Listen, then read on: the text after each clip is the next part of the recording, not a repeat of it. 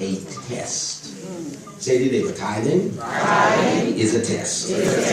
Okay? Tithing is a test. That's first. Now, if we're going to have a discussion about tithing, where will we go to? What scripture will we go to in the Bible? Malachi. Let's say Malachi. Malachi what? That's good. Malachi what? Chapter 3, verse number 10. Okay, so it said 8. Okay, good. 8 says, 8 asks the question, will a man rob God? 10 says, bring the tithe and the offering into the storehouse.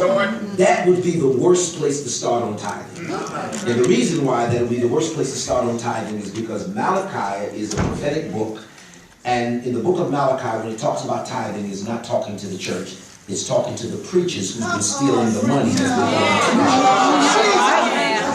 so that's dangerous right there. That's dangerous right there. The tithe and the offering into the storehouse where they may be meeting. That's right. And we're going to prove that to you in a few minutes. Okay. Now, so we wouldn't start there. We're going to end up there, but we wouldn't start there. We wouldn't start there. Okay. Tithe. Everybody say tithe. Tithe. Right. Now, so since we have gotten away from Malachi, where then would we start? Genesis. Good. Then Genesis is good. And Genesis what? Genesis, what story are you thinking about when you say Genesis? Melchizedek. Right, Melchizedek. Right. Okay, so we go to Genesis chapter number 14. And Genesis chapter number 14 tells the story of a young man by the name of Abram, who is filthy rich. He has, man of God, he has so much riches that the Bible says that he has 318 servants. How many servants do you have to run your house? He had 318. He got more people in his house, run his house, than is sitting in this room.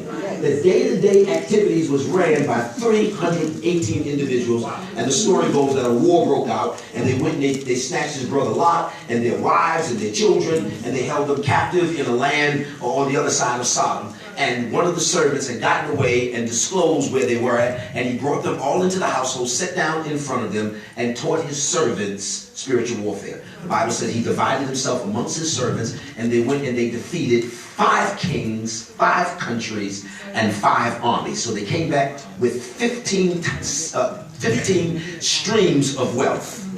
5 kings. Every king has his own personal wealth. 5 countries. Every country has their day-to-day business and their wealth. And 5 of the armies. And if you understand anything about armed forces, the strength of the military, the budget for the military is often, many times, more than the wealth of the nation itself. And he comes back with the wealth of 5 kings, 5 countries, and so on and so forth. Are you still with me? Yes.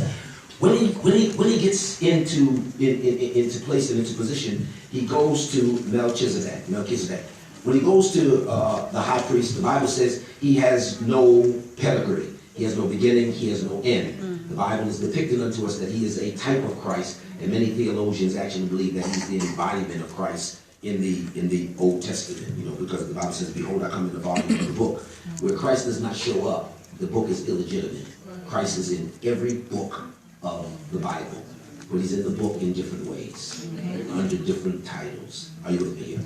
And the Bible says he goes and he pays tithe of all. So he doesn't just pay his tithe, but he pays the tithe of 318 men who are under his covenant. Now this establishes the tithe, because when you bring the tithe into the storehouse, you're not first bringing the tithe to God, you're bringing the tithe to the priest.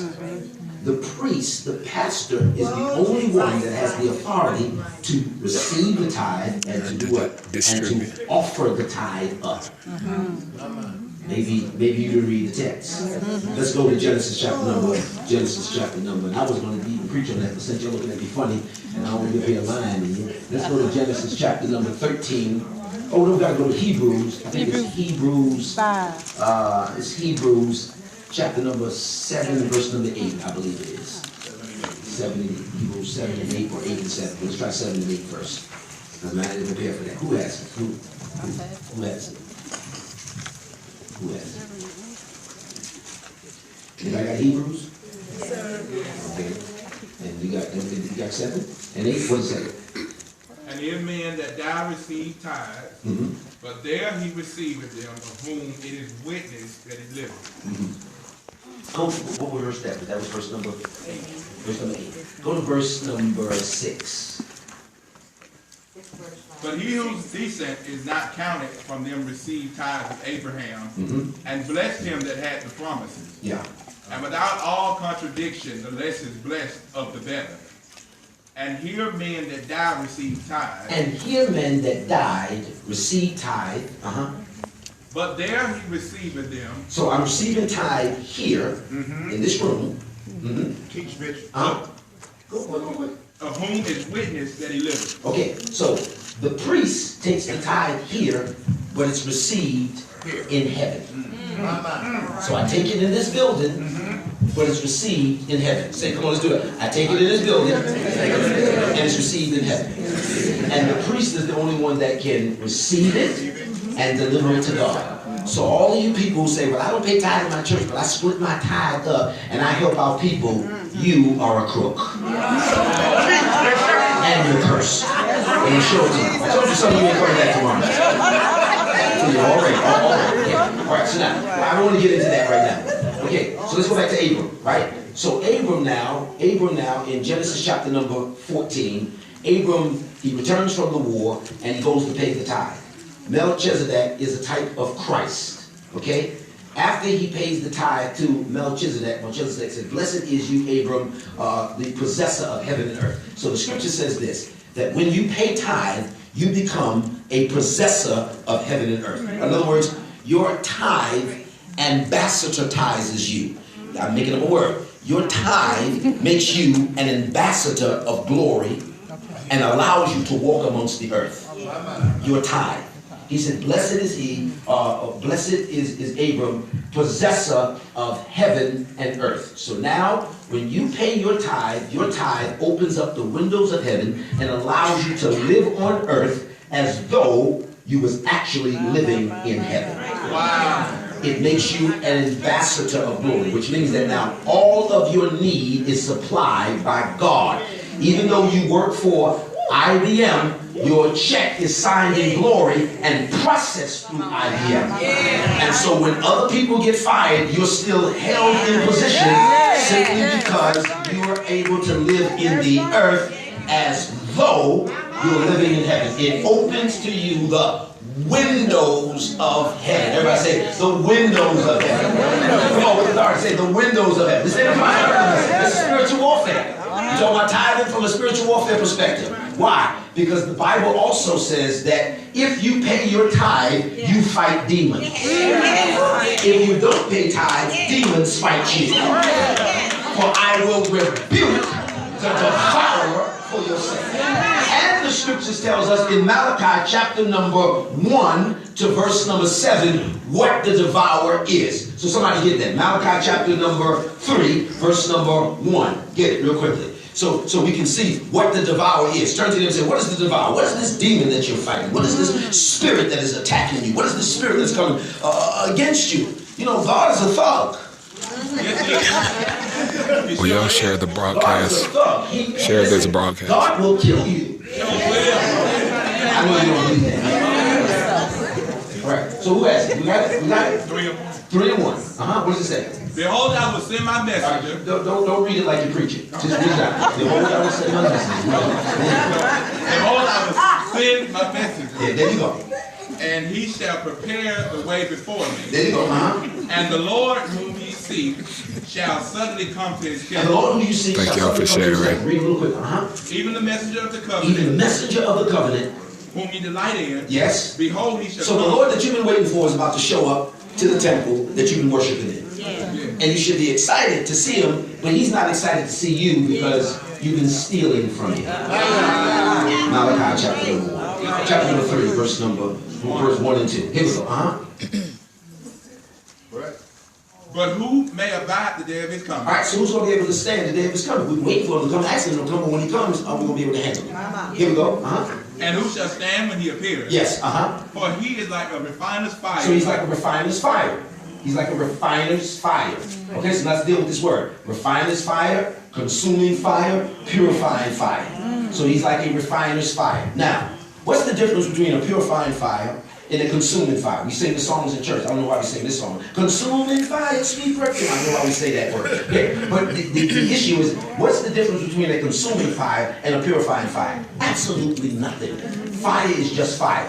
What determines a purifying fire, a refining fire, or a consuming fire is the material that you put in the fire. So if you put wood in the fire, it's going to be a consuming fire. If you put precious metals in the fire, it's going to be a purifying fire. So whatever you put in the fire will determine whether the fire is a consuming or purifying fire. He says he's coming as not a purifying fire or a consuming fire, but as a what? A what? A refiner's fire. So he already knows that you're precious metal. He already knows that you have the ability to be great. But you don't want to, so he's coming to fight you, to push you into a position to be your best. Woo! Let me prove it to you. Refine the fire, And like full of soap. And like full of soap. Full of soap is lye that they use to polish, to put on brass, to get the tarnish or the rust off of it, so that the true metal can shine forth. So he's not coming in this season to kill you. He's coming to strip you from all the stuff that you got on you through the weathers, and through the how comes, and through the disappointments. He's coming to strip all of that off, so once again, your true value can come forth. Oh, I'm preaching right now. Here we go, And he shall sit as a refiner and purifier. And he shall sit as a refiner and purifier of what? Silver. That's silver. So turn to them and say, you're either gold or silver, but some precious metal you are. Okay, here we go. And he shall purify the sons of Levi. And he shall purify the sons of Levi. The sons of Levi is the priest's children. He shall purify the sons of Levi. Levi was straight, but his children was jacked up. Okay, so now he's coming to purify the sons of Levi. Their fathers left their ministries to them, and they took their ministries and ran their ministries into the grave.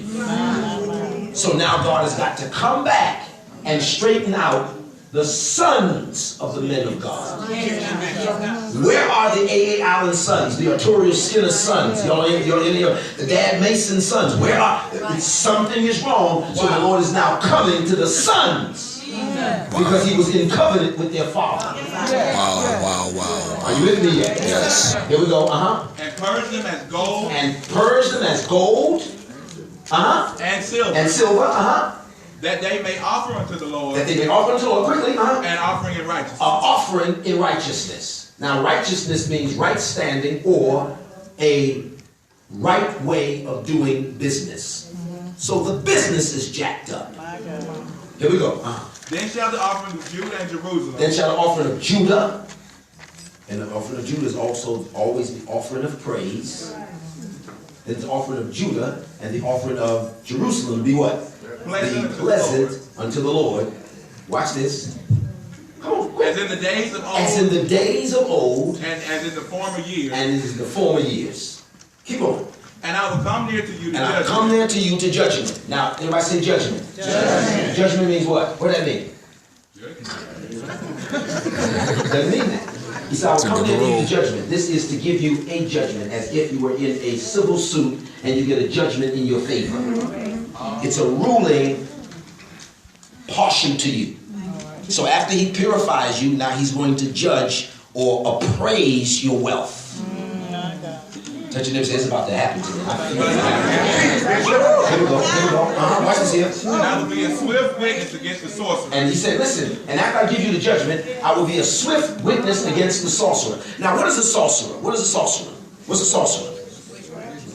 Most people say that. Well, sorcery comes from the Greek word pharmakeia, where we get the English word pharmaceutical from. It means drugs.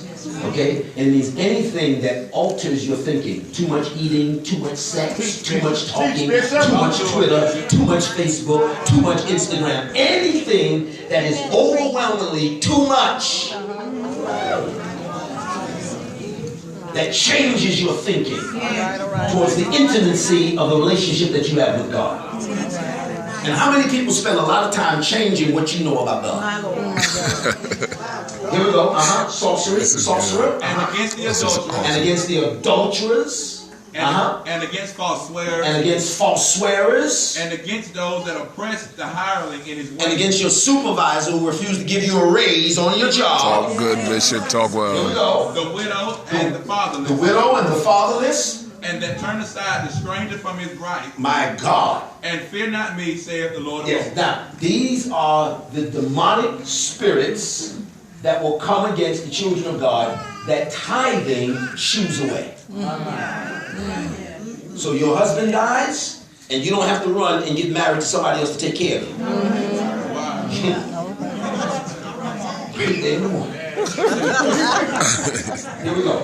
For I am the Lord, For I am the Lord, I change not. and I change not. Now, who we talking about? We talking about the priest is what? We already told you that. Come on, stay with me. We talking about the priest is what? We're talking about the sons of the priest, the children of Levi.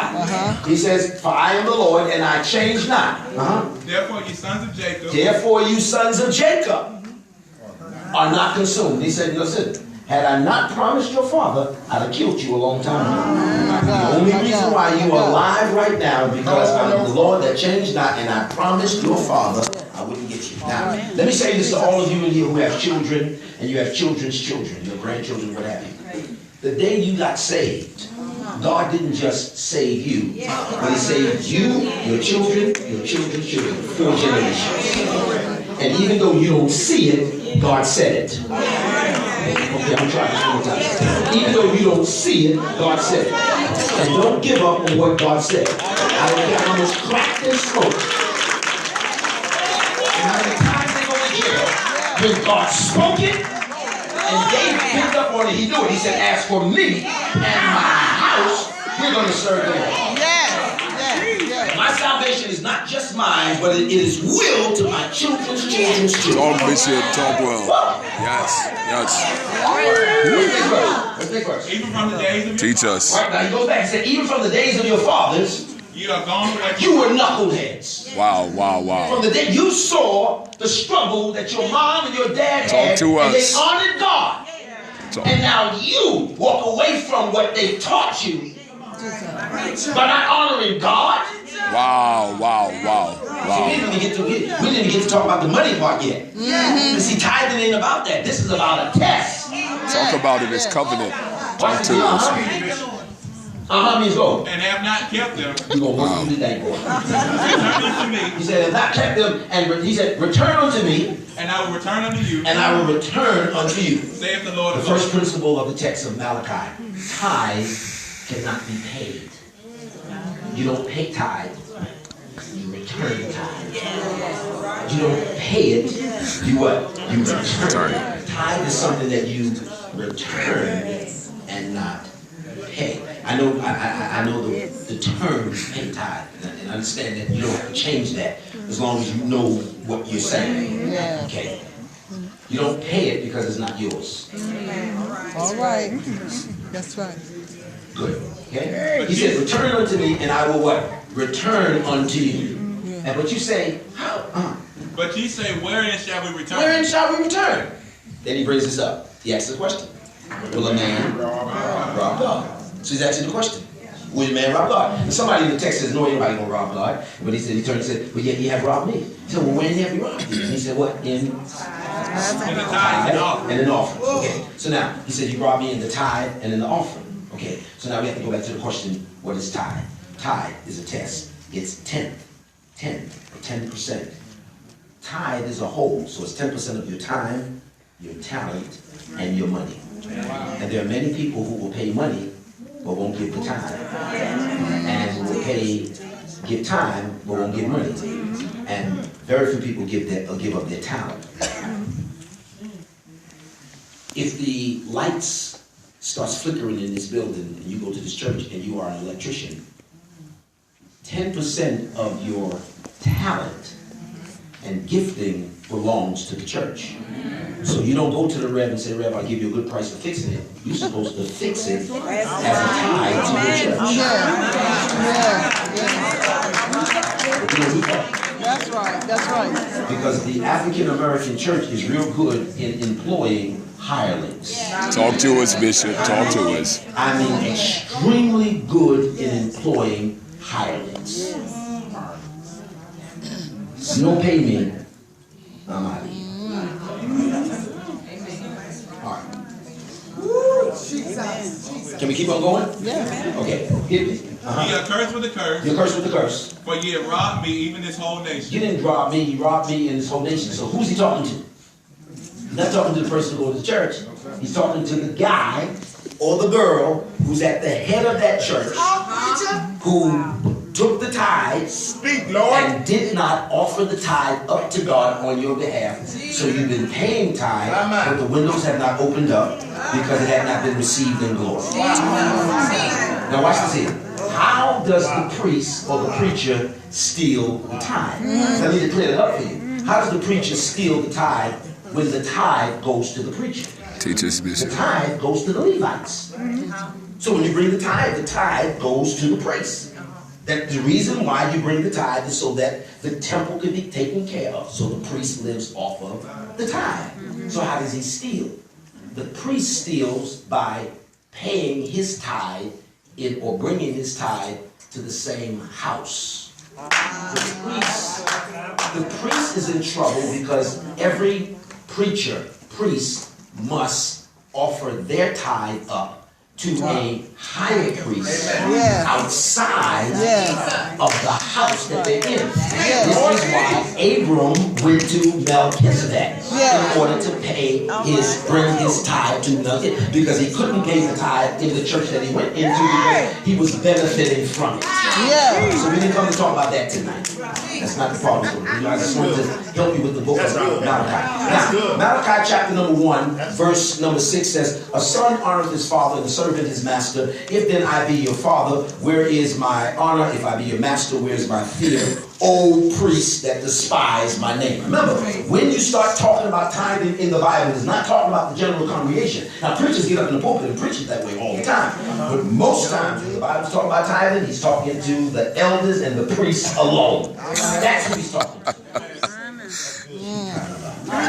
Teach us, Bishop. Teach us. Okay. They said, "How do we despise the name?" He said, "If you offer the lame for sacrifice, is that not evil if you offer the blind?" Now that probably needs a little bit of explaining. When you bring the tithe came in livestock, it came in bread, it came in cotton, it came in chariots, whatever you had, and it was your wealth, a tenth of it. So the temple had everything that you could imagine. The Catholic Church is like that today. They have car dealerships. They got schools, they got hospitals, they got travel agencies, they got banks, they got everything. And once a year, they have what they call a bazaar. And at the bazaar, the Mount Senior comes to that parish, and the baker, if he did 1,000 loaves of bread, he brings 100 loaves of bread, and those 100 loaves of bread are blessed and given to the poor in the community. The coat guy, if he did 500 coats, he brings 50 coats. That coats are blessed and given to the kids in the community. That's where Catholic charities come from. Look it up. That's where it comes from. It comes from the business people, the persons who operate in the marketplace. It doesn't come from the main groups of the people inside the church. It comes from the kings and not from the priests. And the kings are those who are in the marketplace, and the priests are those who are in the temple and in the pulpit. And some of us have been savvy enough to be a king and a priest at the same time.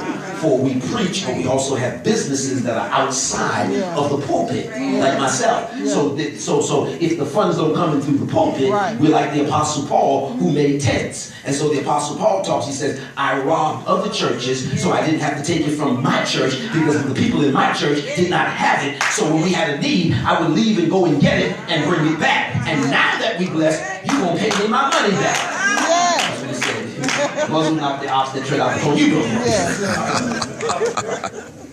So I want to get off that and get to the genesis of tithing. Tithing does not start in Genesis 14. And for the people who says tithing is under the Lord, you don't believe. Tithing started in Genesis chapter number 1. In the beginning, God created the heavens and the earth. And the earth was without form and void, and darkness was upon the face of the deep, and the Spirit of the Lord moved upon the face of the water. And God said, let there be light, and there was light. Verse number 3 starts the chorus of creation. Everyone say chorus of creation. The chorus of creation simply goes like this. It's like God, He created the earth in the form of a song. Revelation chapter number 4 says, and when I was caught up into the heavens, the first thing I heard was as it was a trumpet talking to me. Remember, God does not have a voice, and He wired the earth symphonically. This is why worship and music is so important to God. Extremely important to God. Extremely important to God. And if you master music, you can master any kingdom or species on the face of the earth. There's certain chords you can hit that make a lion stop roaring. It's the language of the cosmos. And He sung the songs of creation. The chorus was, and God says. So verse number 3, and God says. Verse number 6, and God says. Verse number 9, and God says. Verse number 11, and God says. Verse 18, God says. 20, God says. 24, God says. 26, He ceases. He says, and God said, let us make man in our image and after our likeness. And then God steps back and He says, and let him have dominion over the fish of the sea, the fowl of the air, the beast of the field, and over every creepy thing that creepeth upon the face of the earth. So now He makes man in His image. Now watch what He says. He says, let us make man in our image. Let's do that together. Come on, say, let us make man in our image. God was not only talking to the Father, Son, and the Holy Spirit, but He was also talking to us. He was saying, let us make man in our image. Turn to your neighbor and say, you are a man maker. Say it again, say, you're a man maker. And if you don't think you're a man maker, you're in trouble. You're really, really in trouble if you don't think you're a man maker. You have the power to mold and shape people into the image that you are and would like for them to be. And whether you use manipulation, intimidation, or domination, whatever it is that you use, I hope you don't use those things. I hope somebody walks on the earth and actually stands up and says stuff like, you know, I was messed up, I was jacked up, and had it not been for this man here, I would be in trouble today. And I am who I am because of this man in my life. I hope that you have someone that says that about you. And when they say that about you, it's simply because you are a man maker. You formed and shaped a person into the image that God intended for them to be. Okay, now, the Bible says, now the Lord planted the garden eastward of Eden, and that's where He placed the man. So this is clear, that man was not born in the Garden of Eden. Man was born outside of the garden. So outside of the garden was the world. In the garden was heaven on earth. So outside of the garden was the world. Come on, go with me. Was the what? Was the world. And inside the garden was what? Was heaven. Let's do this together. The world was what? And inside was heaven. Good. So now man came from what? A type of world into heaven. And when he got into heaven, the Lord said unto him, of every tree in the garden you may eat, but the tree in the midst of the garden you may not eat of that tree, for the day that you eat of that tree you shall surely die. Of every tree in the garden you may eat, but the tree in the midst of the garden you may not eat, for the day that you eat of that tree you shall surely die. What was God saying? God was establishing tithe in the Garden of Eden. God's tithe was the tree of knowledge of good and of evil. He was saying, this is mine. It is not yours. It is mine. You can have every other tree, even the tree of life. You can eat as much as you want to. But this tree over here, the day that you eat of this tree, you shall surely die. Because tithe is a test. It's a test. It's not about the money. It is a test. Someone say test, test. It's a test. Are you still with me, everybody? Good. Now, so the Bible tells us that Adam goes to God and says, Lord, I'm feeling something, but I don't know what I feel. But I'm feeling something, but I'm not quite sure what it is that I feel. And the Lord said to him, it's not good for man to be alone. I will pray for him. You know, he was feeling, right? He said, I will pray for him. Help me. Y'all slow down. I pray for him. Help me.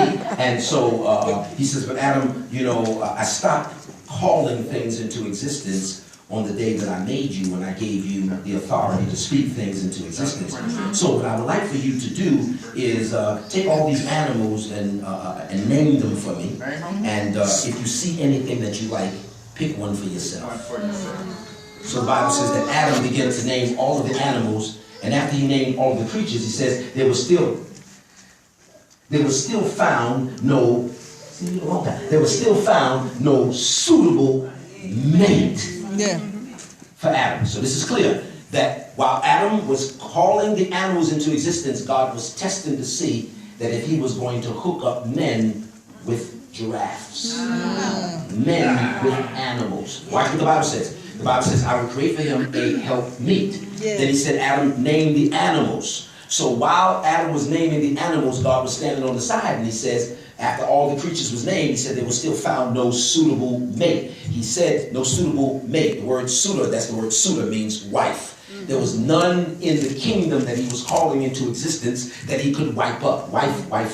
Now I do understand that there's a lot of folks who have gone out and married animals in human form. You married dogs and gorillas and snakes, mosquitoes and bloodsuckers. You did it, but it wasn't God's will for that to happen for you.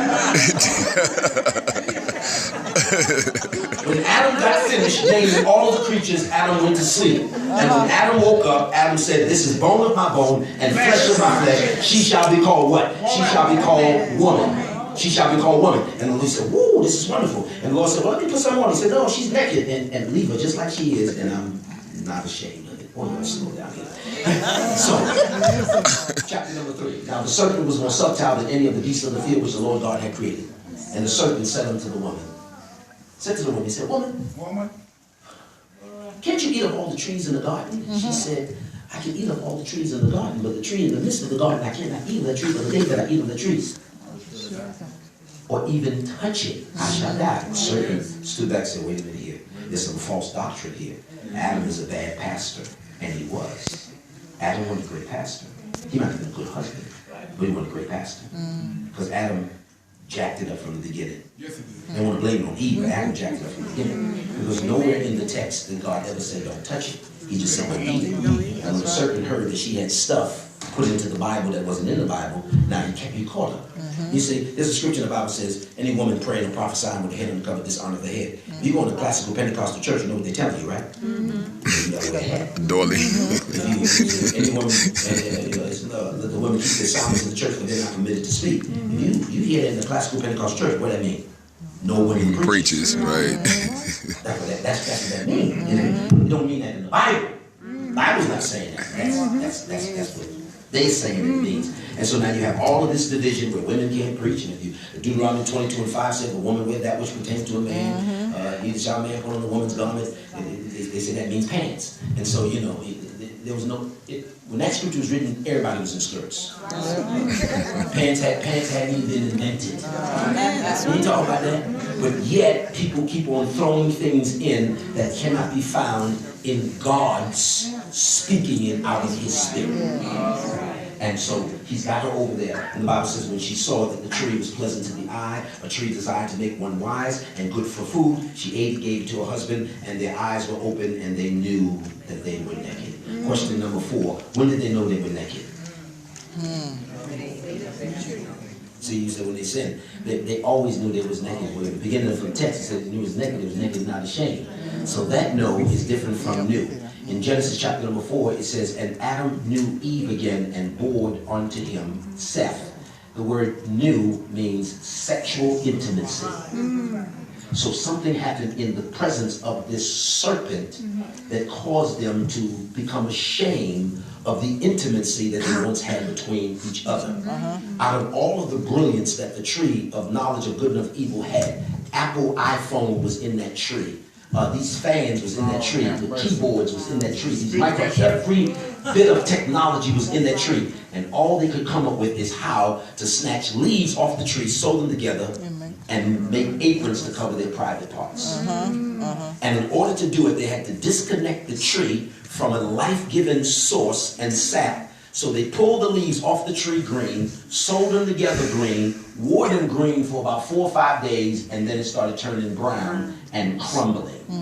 Anytime you disconnect yourself from God, the source that you use to cover yourself will wither away. Wow.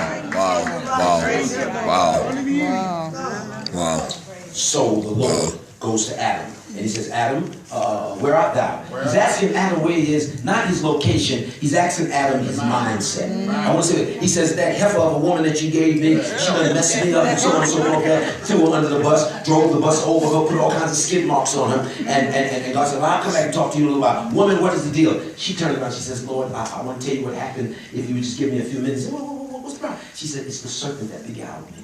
Now, this is powerful what she says. She says it's the serpent that beguiled me. And, you know, I hear preachers, and men preachers particularly preach this, and they just like, kill Eve. But Eve is really innocent. I'm going to tell you about Eve's innocence. First and foremost, Eve had a strain of false doctrine.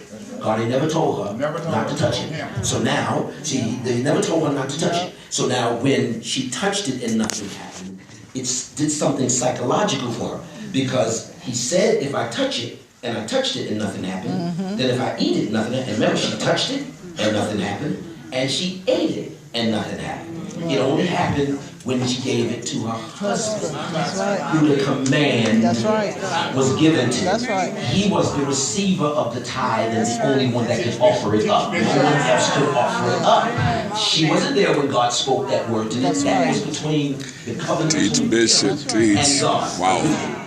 This is what she reveals. Remember, God planted a garden eastward of Eden, and that's where he placed the man. So Adam came from outside of the world into the garden. Adam was created in the world and then brought into the garden. Eve was created in the garden. She had never been out in the world. The serpent came from outside of the world. So now she had her husband who knew the ways of the world, and the serpent who knew the ways of the world, but her husband had never equipped her on how to deal with serpents. Oh my God. And many church folks are in trouble because you have never been equipped to deal with serpents. Now, what was the serpent? What was the serpent? No, he wasn't no snake. He would become a snake as a result of his curse. The serpent was a beast of the field. It was a beast of the field. And in the book of in Hebrew, it says in order to qualify as a beast, you had to walk on four or stand up and walk on two. So you had to be like a hippopotamus or a lion or stand up like a bear. You only hear what I'm saying.